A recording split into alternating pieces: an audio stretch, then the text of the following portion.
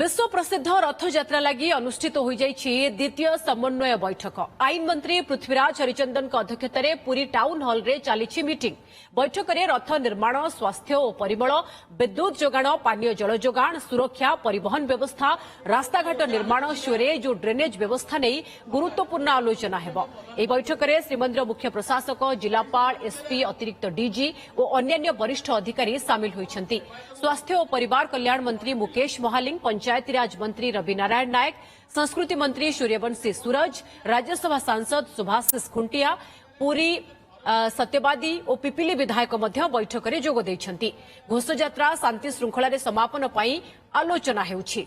महाप्रभु को सुचारू नीति समेत स्वास्थ्य, परिमल व्यवस्था, आलोकीकरण, रास्ताघाट मरामती, पानीय जल जोगाण, गमनागमन सुविधा, सुरक्षा और ट्राफिक नियंत्रण नहीं आलोचना कराजिबो।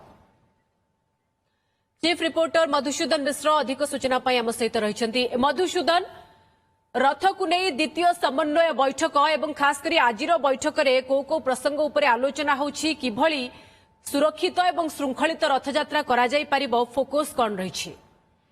देखंतु आजिर बैठक बेस गुरुत्व वहन करे, कारण प्रथम बैठक केन्द्रांचल आयुक्त अध्यक्षतार जो बैठक करा जाइथिला, से बैठक रे अनेक गुड़िए विषय को नहीं जो बुद्धिजीवी माने, सेवायत माने एवं गणमाध्यम प्रतिनिधि माने स्वरोत्तोलन करथिले बा प्रस्ताव देइथिले, सेगुडी को किभली भाबे समीक्षा करा जाइछि बा से सब कार्य उपरे कोन सब पदक्षेप निया जाइछि।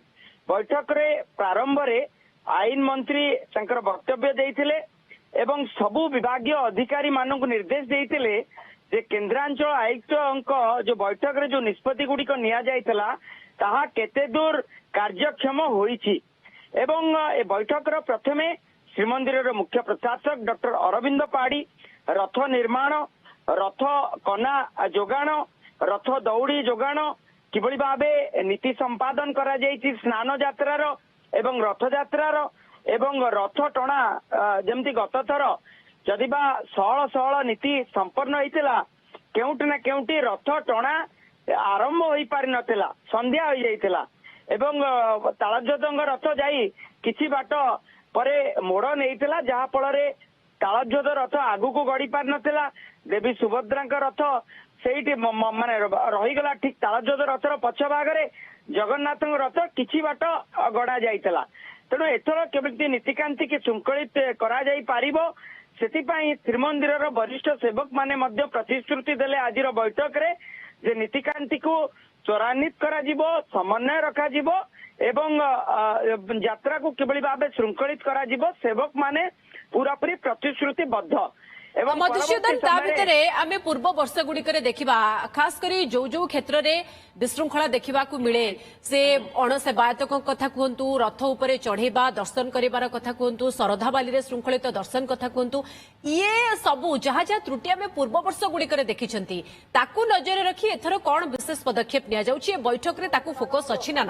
देखो बैठक रे तो अनेक गुड़िए विषय आलोचना करा जाए, जेमती स्नान यात्रा समय जेतेबेले दिव्य स्नान नीति अनुष्ठित होता है किंबा हाथी बेश समय जो भली भावे सेवक माने पूरा बेड़ी की रहंती, साधारण भक्तटीए जे मंदिर बाहर बड़दाण्ड रे ठिया होता है, केउटी ना केउटी सठिक भावे से दर्शन करि पारंती नाही।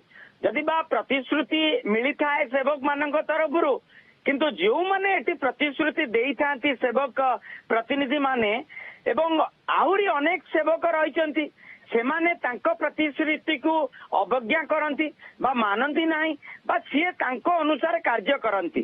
केउटी ना केउटी समन्वय देखिया को मिले नाही, कारण आपण मध्य टीवी रे अनेक समय देखिथिबे स्नान समय रे एभली भाबे बेडी जांती, केउटी ना केउटी दर्शन ठीक से मिले नाही।